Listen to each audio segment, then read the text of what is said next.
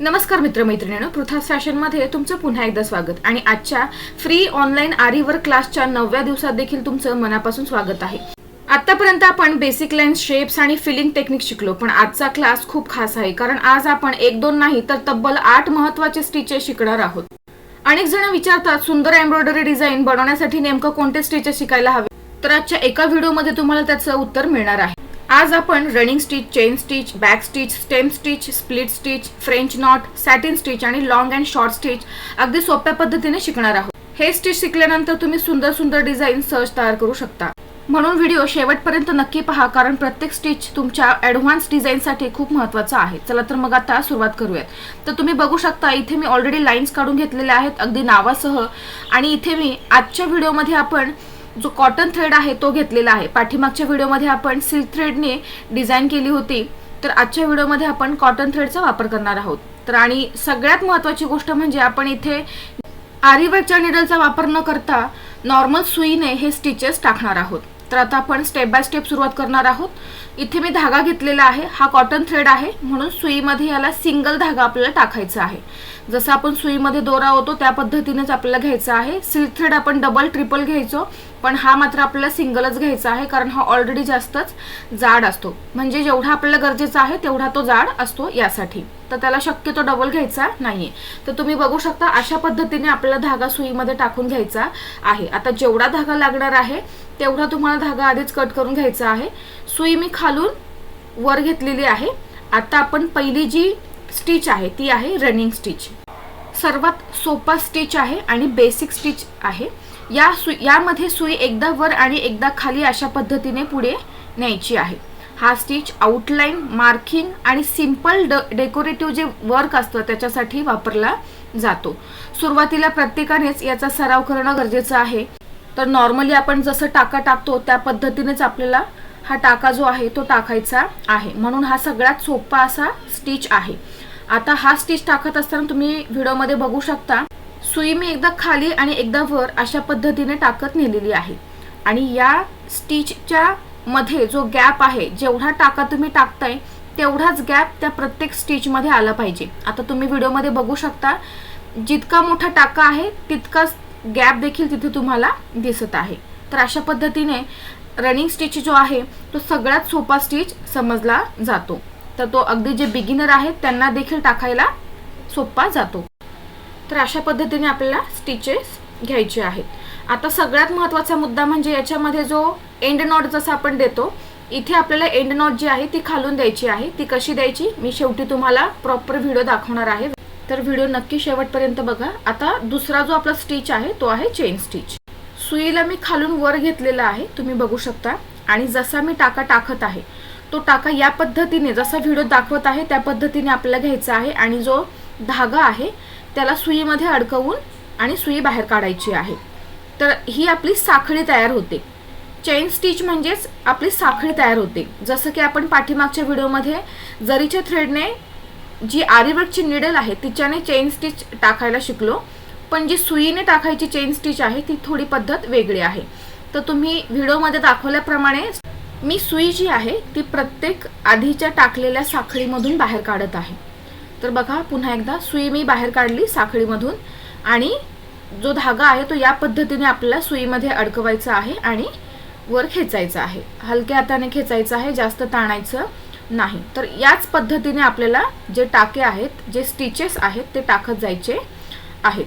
तर ही आपली जी आहे ती चेन स्टिच आहे। चेन स्टिच देखील सगळ्यात सोपा असा स्टिचचा प्रकार आहे। या स्टिचचा वापर आपण outline, flower design, leaf design आणि फिलिंगसाठी करतो। तर चेन स्टिच कशी टाकायची आहे, तर सुईने आपल्याला लूप तयार करायचा आहे साखळीप्रमाणे, आणि एकमेकांशी जे टाके आहेत ते जोडायचे आहेत। तर अशा पद्धतीने आपली जी चेन स्टिच आहे ती सुईने इथे तयार होते। शेवटचा टाका टाकल्यानंतर आपल्याला एंड नॉट द्यायचा आहे। आता आपला दुसरा जो स्टिच आहे तो म्हणजे बॅक स्टिच।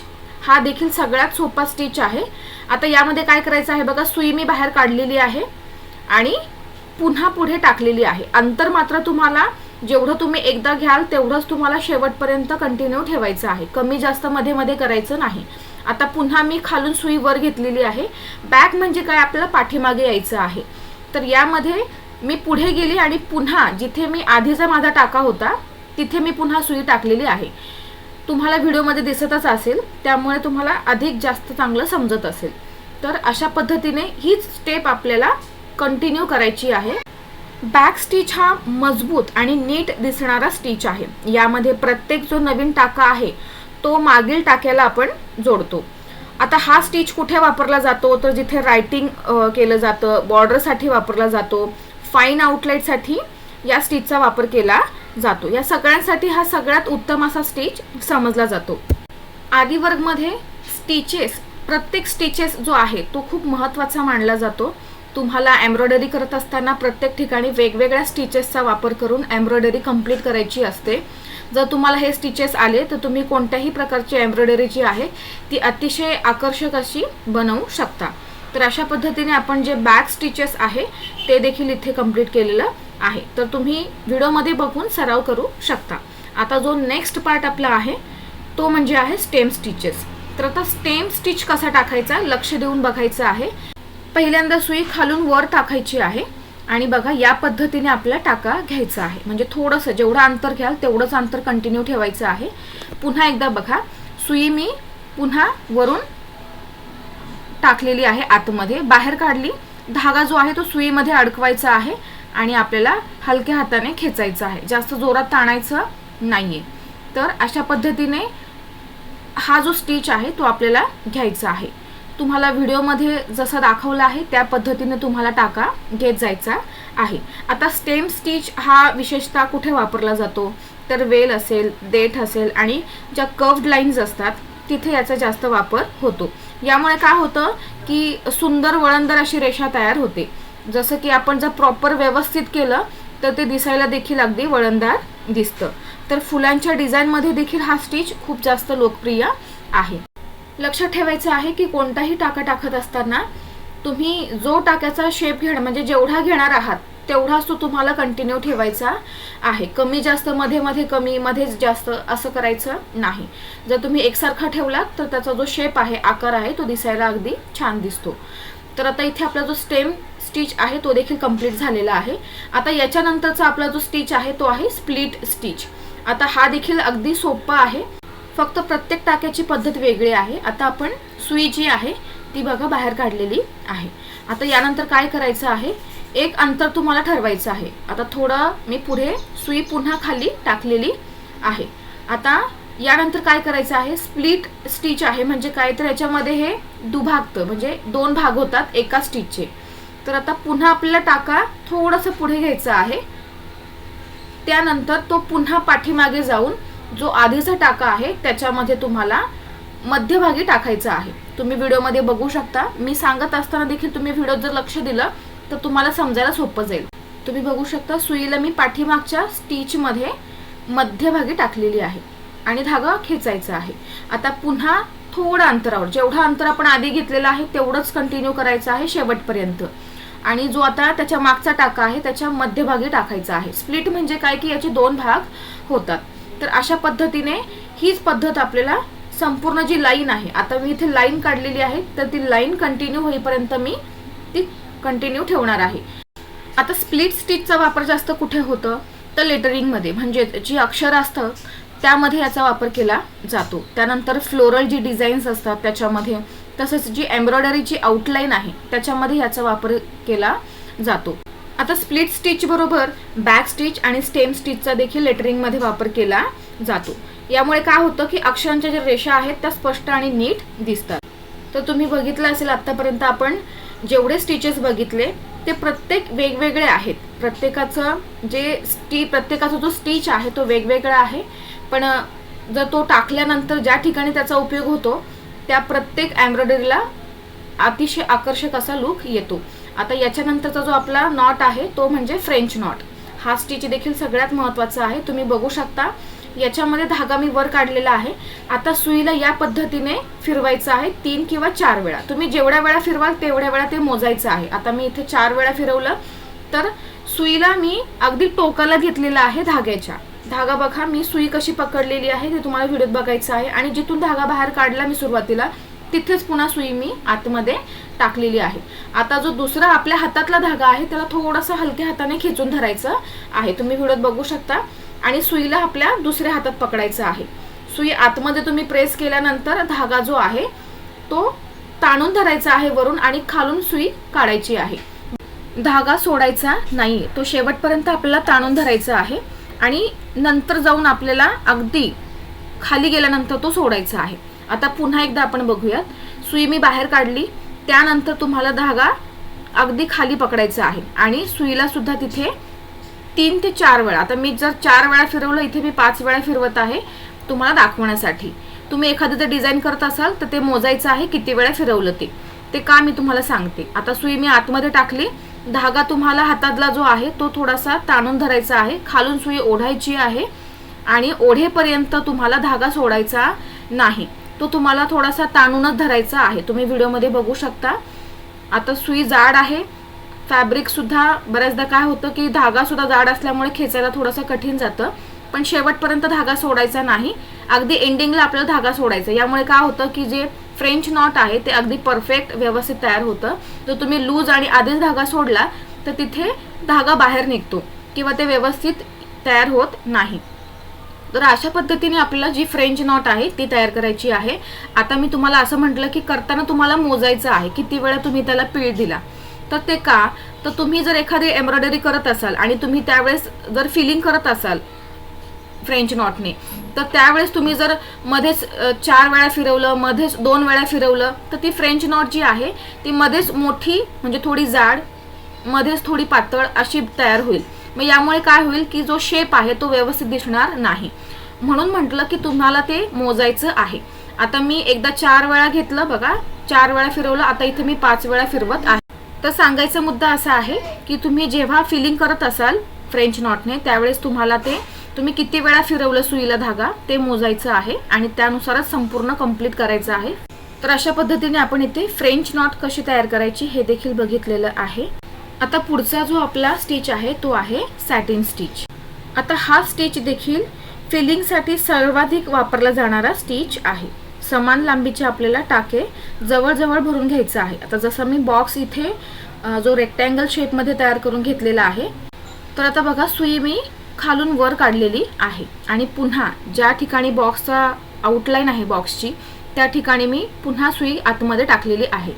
आता पुन्हा आपल्याला ज्या ठिकाणाहून तुम्ही सुरुवात केली सुई टाकायला तिथून पुन्हा अगदी शेजारी अगदी कट टू कट आपल्याला जे टाके आहेत ते टाकत जायचं आहे.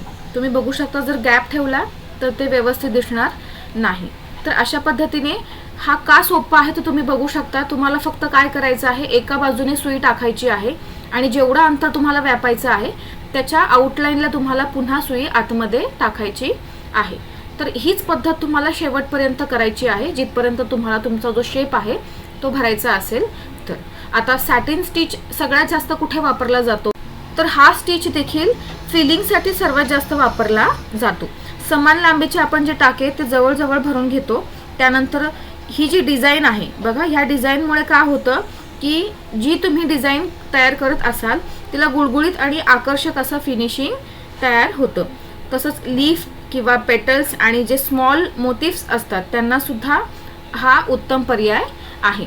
सुरुवातीला तुम्हाला म्हणजे जे बिगिनर्स आहेत त्यांना नाव ऐकून थोडं कठीण वाटेल, पण जर तुम्ही करायला गेलात तर हा सगळ्यात सोपा असा स्टिच आहे. याला जास्त डोकं लावायची गरज नाहीये. अगदी सोप्या पद्धतीने तुम्हाला एकदा का याची आयडिया आली की कसं करायचं आहे, सुई कुठून टाकायची आहे आणि कुठे पुन्हा आपल्याला इन्सर्ट करायची आहे, तर अगदी सहज जो स्टिच आहे किंवा जे फिलिंग आहे आपली जे शेपची ती इथे आपल्याला व्यवस्थितपणे तयार करून भेटते. तर आता अशा पद्धतीने मी पुढे हे सगळे टाके टाकून घेणार आहे. आता यामध्ये प्रत्येक स्टिच टाकल्यानंतर आपल्याला जशी आपण चेन स्टिचला एंड नॉट टाकतो एम्ब्रॉयडरी कंप्लीट झाल्यावर, तसं इथे देखील आपल्याला सुईने याला एंड नॉट टाकायची आहे.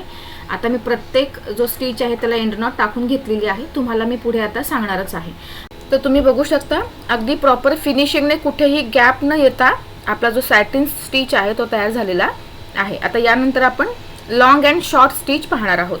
आता शब्दाप्रमाणेच लॉंग अँड शॉर्ट म्हणजेच काय, तर एक जी आपल्याला स्टिच आहे ती लॉंग टाकायची आहे सॅटिन स्टिच सारखी आणि दुसरी जी आहे ती शॉर्ट. पण शॉर्ट म्हणजे कशी, तर एका बाजूने तुम्हाला शॉर्ट टाकायची आहे, तर दुसऱ्या बाजूने पुन्हा तुम्हाला शॉर्ट घेऊन तिला कंटिन्यू करायचं आहे, म्हणजे जोडायचं आहे. आता बघा मी एक सॅटिन स्टिच म्हणजे एक लॉंग स्टिच टाकलेली आहे. आता पुन्हा मी सुई एका टोकाकडून घेतलेली आहे, जिथून मी सुरुवात केली तिथून. आता इथे मी मध्ये पुन्हा सुईला आतमध्ये टाकणार आहे. तर बऱ्याचदा धागा बघा अडकण्याची शक्यता असते, तर अशा वेळेस काय करायचं आहे, आपल्याला धाग्याला व्यवस्थित जो गुंता आहे तो काढून घ्यायचा आहे आणि पुन्हा सुरुवात करायची आहे. तर मी पुन्हा मध्ये सुई टाकलेली आहे आणि सुईला खालून बाहेर काढायचं आहे. तर हा झाला आपला शॉर्ट स्टिच. आता पुन्हा जो दुसरा शॉर्ट स्टिच आहे याला कंप्लीट करण्यासाठी वरून टाका घ्यायचा आहे आणि जिथे आपण शॉर्ट स्टिच टाकला पहिला त्याचा जो एंड आहे त्याच्या शेजारी हा टाका जो आहे म्हणजे जी सुई आहे ती टाकायची आहे, इन्सर्ट करायची आहे. तुम्ही बघू शकता, मी तुम्हाला व्हिडिओमध्ये दाखवत आहे. तर अशा पद्धतीने हा जो आहे आपला तो लॉंग आणि शॉर्ट असा स्टिच तयार होतो.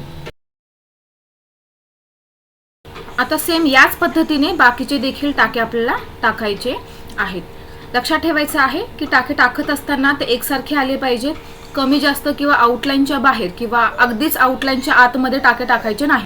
एकसारखे टाकायचे आहेत आणि भरून टाकायचे आहेत, म्हणजे ते व्यवस्थित भरलेलं दिसेल.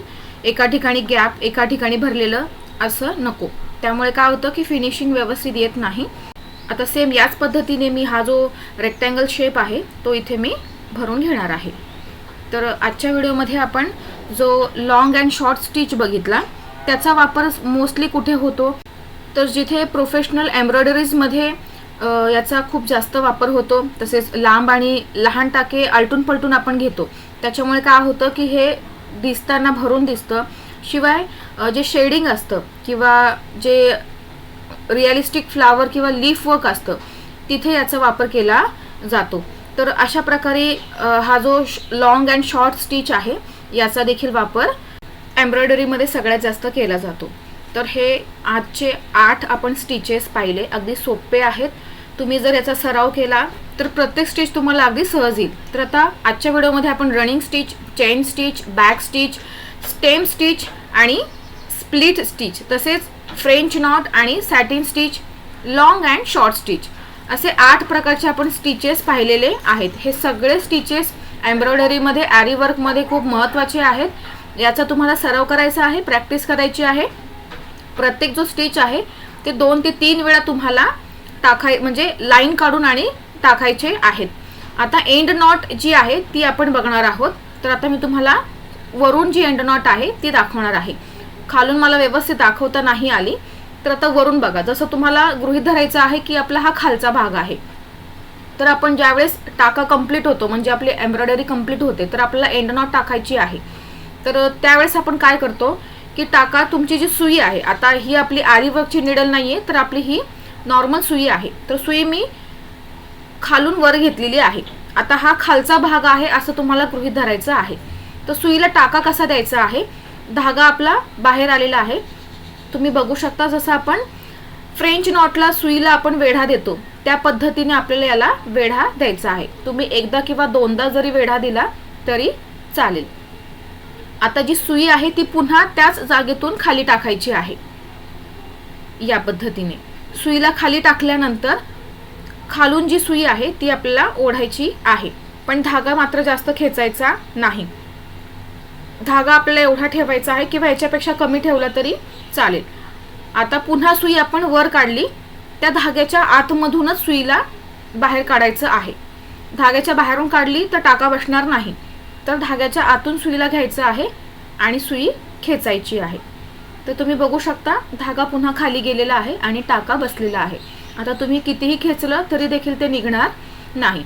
म्हणजे तुमची जी एम्ब्रॉयडरी आहे ती शेवटी तिला जो टाका देणं गरजेचं आहे तो पक्का असणं देखील तितकाच महत्त्वाचा आहे. तर आजच्या व्हिडिओमध्ये आपण हे जे स्टिचेस आहेत यांचा नियमित सराव केल्यास पुढील आरी वर्क डिझाईन शिकणे खूप सोपं होऊन जाईल. व्हिडिओ आवडला असेल तर लाईक करा, शेअर करा आणि चॅनलला सबस्क्राईब करायला विसरू नका. तुम्हाला सांगितलं की मी सराव करा, तर बघा इथे मी जे शेप्स आहेत ते थोडे मोठे काढलेले आहेत. तुम्ही सराव करत असताना छोटे छोटे घ्यायचे आहेत, कारण याला बराच वेळ जाईल तुम्हाला सुरुवातीला, तर जास्त मोठे घेऊ नका. तुम्ही केलेला सराव मला कमेंटमध्ये इमेजसह अपलोड देखील करू शकता, मी त्यावर तुम्हाला नक्की रिप्लाय करते. तर पुढच्या व्हिडिओमध्ये आपण झिगझॅग आणि डबल झिगझॅग लाईन, तसेच त्याच्यावर आणखीन काही स्टिचेस शिकणार आहोत. तर व्हिडिओ अजिबात स्किप करू नका. भेटूयात पुढच्या व्हिडिओमध्ये. तोपर्यंत धन्यवाद.